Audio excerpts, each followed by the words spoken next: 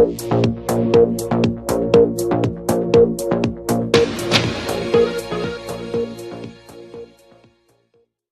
episode of Game of Thrones, it was emotionally enjoyable. They have, I don't know why they shot it through a potato. So the entire episode is too dark. It is blotchy. It is hard to look at. I was watching it on HBO Go, and I was streaming it, so it was kind of best quality. My TV is pretty good. It's still very difficult to see what is going on. The battle plan makes no sense. Also, the thrill of Game of Thrones in the first few seasons was the fact that anyone could die at any time, which made it much more realistic than other fantasy sagas where you knew that your favorite characters were going to live. Here they sort of eliminated a couple of characters who you knew were going to go at one point or another, but they couldn't even eliminate many of the fringe characters who probably have no major role going forward except to give somebody else, a sort of happy ending in the story. Meaning, like, it was pretty obvious, not to get into details, and I'm just, whatever. If you haven't watched it, tough. Brienne was probably going to die here, right? Like, you thought Brienne was going to die. They knighted her. She was Sir Brienne. She finally had reached her life's conclusion, and now she's going to lead the left flank in this climactic battle against the Night King. And so I figured she would die, and probably Tormund would die also. Neither of them dies. And neither of them dies, even though they are surrounded by ice zombies. I mean, surrounded by them. Grey Worm, you thought for sure he's gone. Nope, he's still alive. The only people of any consequence who die here at all are, let me try to remember, are Jorah Bizet and Theon. Those are the only people of any serious Dolorous Ed dies also, but, who cares? Theon dies, and he was destined to go a long time ago. So, it was two people who you knew were going to go. Their stories had finished. They were toast. Everyone else lived. Everyone. So every single person dies because of the ice zombies, except for the characters you like. Guys, there better be some surprises in store, or this is going to be the most anticlimactic final season ever. Now, I enjoyed it.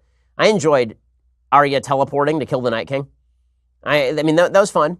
And I don't agree with all the people who are, there are people who are idiotically saying that Arya is a Mary Sue. No, the definition of a Mary Sue is Rey from Star Wars.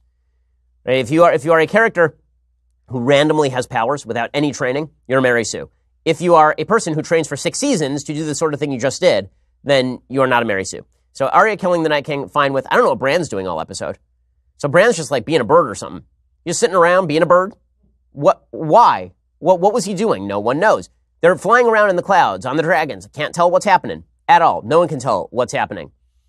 So there's some serious holes. Also, battle strategy. I'm going to take this entire massive force that we brought across from across the wide sea, and we will bring them across the narrow sea. We'll bring the entire Dothraki horde, and then we will eliminate all of them in the first 5 seconds in an ill-fated Pickett's charge against a superior force in darkness. Makes perfect sense. Also, we will not deploy the dragons at that time to kill all of the members of the Night King's army. We'll just wait until the entire Dothraki horde gets extinguished, and then we'll do it. Also, we will station the trebuchets in front of the ravine, and we'll station all the troops in front of the ravine. So we won't actually use the physical barrier that we have created to protect our soldiers, stop the forces of the Night King from approaching, so that we can, kill them on the other side of that barrier. We will instead stand in front of the barrier so that they can kill us, and then we will retreat haphazardly back into Winterfell. Also, in the crypts, how does no one die in the crypts? How is that a thing? Okay, so there's my take.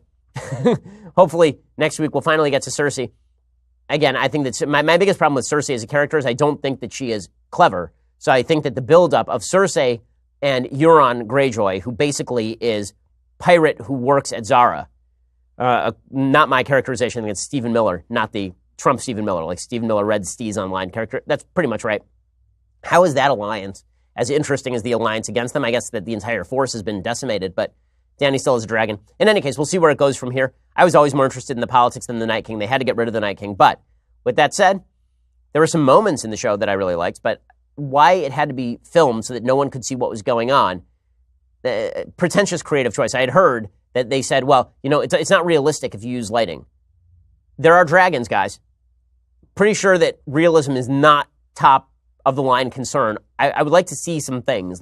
That's okay. How about, if you're going to spend whatever it was, some tens of millions of dollars on an episode, how about we see the result on, that would be good.